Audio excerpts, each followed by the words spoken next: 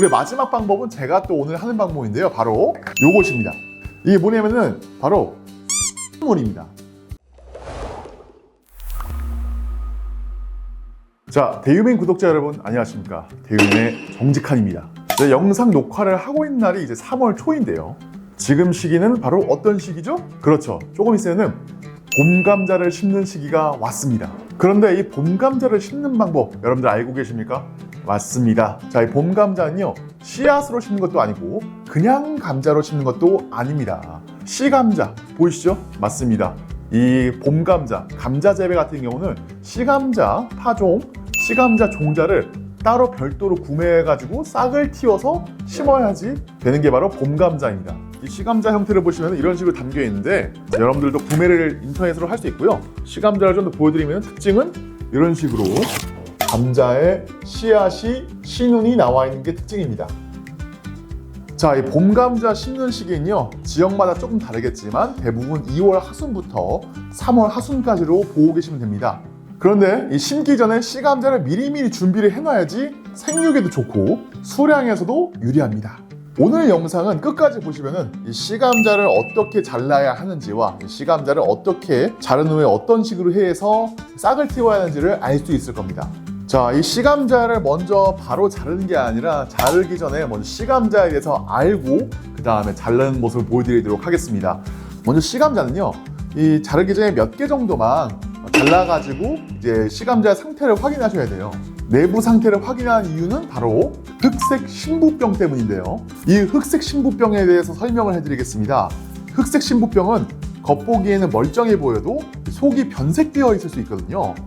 건강한 감자는 잘랐을 때 속이 깨끗한데 병이 있거나 상태가 좋지 않으면 갈색이나 검은색 혹은 탁한 변색이 보일 수 있습니다. 이거를 먼저 확인해야 되는 이유는요, 상태가 안 좋은 씨감자를 잘라서 심으면 심을 때부터 씨감자 상태일 때부터 실패할 수 있기 때문이죠. 자, 그리고 오늘 또 굉장히 재밌는 실험을 한번 해볼 건데요. 여기 보시면 트레이가 있습니다. 한쪽 면은 칼을 소독한 씨감자의 모습을 보여드릴 겁니다. 오늘 실험 컨텐츠를 위해서 일부 감자들은 소독하지 않고 자른 걸 보여드릴 거예요. 자, 먼저 씨감자를 자르는 방법에 대해서 알려드릴 건데요. 방금 전에 보셨다시피 이 씨감자는 씨눈들이 굉장히 많습니다. 이것들을 어떻게 잘라야 하냐면은 자르는 방법이 또 있어요. 설명을 제가 해드리자면은, 자, 이런 씨앗, 감자의 씨앗을 기준으로 자르는 건데요. 이 감자 씨앗을 가운데로 자르는 게 아니라 감자 씨앗을 나누는 쪽으로 자른다고 보시면 될 것 같습니다. 그러니까 여기 같은 경우는 이런 식으로 칼로 대서 이 사이를 칼로 대서 이렇게 자르는 걸로 알고 계시면 될 것 같습니다. 즉, 각 조각에 씨앗의 눈이 고르게 들어가는 게 핵심 포인트입니다.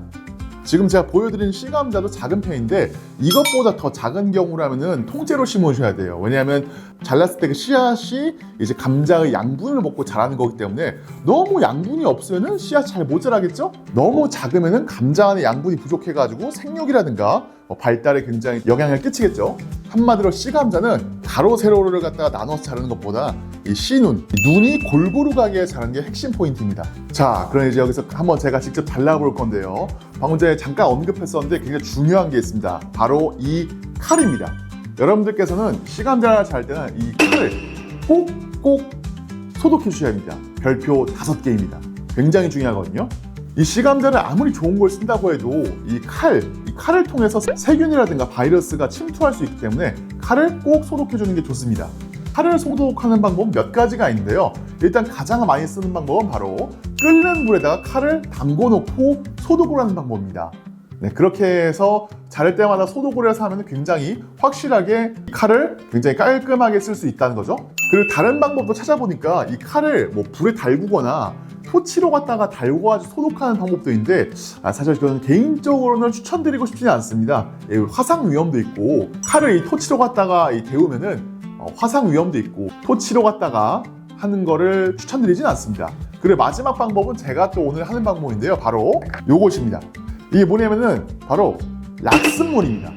락스로 갖다가 희석해서 칼을 소독해서 하는 방법이 있거든요. 락스 비율은 100배에서 1000배 정도로 갖다가 희석을 해가지고 사용해 주시면 됩니다. 어때요? 간단하죠? 자, 그럼 이제 한번 이 감자를 한번 잘라보겠습니다. 먼저 방금 뭐라고 했죠? 샘플로 2-3개 정도 잘라가지고 내부 면을 보겠습니다. 칼은 소독하지 않겠습니다. 일단은 자, 한번 잘라볼게요. 자, 보시면은 이렇게 잘랐을 때 감자가 굉장히 깔끔하게 지금 깔끔하죠? 문제 없습니다. 한 2-3개 정도 잘라봐야 되기 때문에 한 2개 정도만 더 잘라보겠습니다. 자, 이것도 하트 문양이네요, 감자가. 자, 하트, 여러분 구독자분들을 위해 하트. 자, 하나만 더 잘라볼게요. 자, 요것까지 굉장히 깔끔한 씨감자의 상태를 확인했습니다. 자, 이 칼 소독 안 한 거는 이쪽에다 놓겠습니다. 여기다가 놓도록 하겠습니다. 소독하지 않은 칼로 자른 감자를 여기다가 말려보겠습니다.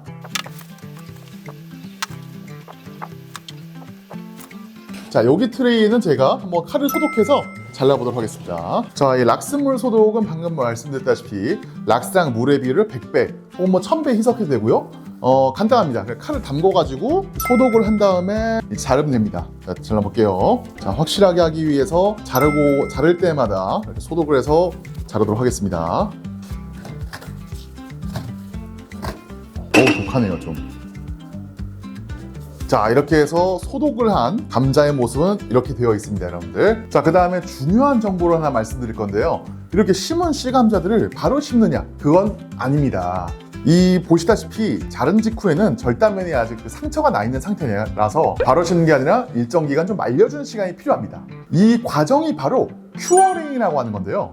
이 큐어링이라는 거는 씨감자를 자른 다음에 그늘에다가 3일에서 5일 정도 말리는 과정을 뜻합니다. 통풍이 되는 그늘에다가 말리는 게 중요하거든요.